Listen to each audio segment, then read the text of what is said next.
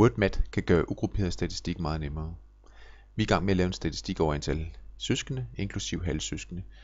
Og vi har det mulige antal søskende, og vi har fundet ud af, at så mange er der ud fra hver. Altså der er 2, der har 0 søskende, der er 4, der har 1 søskende, 6, der har 2 søskende. Der er ikke nogen, der har 3 søskende, og så videre. Vi går ind og vælger i WordMat her, statistik, og vælger ugrupperede observationer. Og så kommer der et lille regneark frem her. Her taster de forskellige observationsmuligheder ind.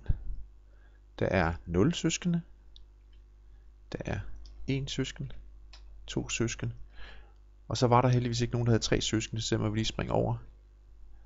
Ellers så vil vi simpelthen komme i pladsmangel. Man har altså kun mulighed for 6 forskellige observationstyper.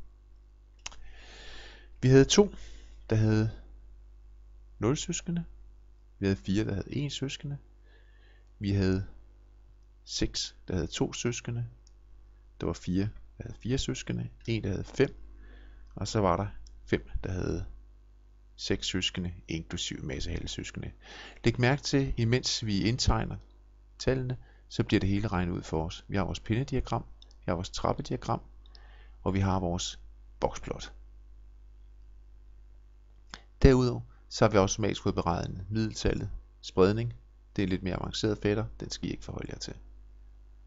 Vi har her vores kvartilsæt. Det er dejligt nemt.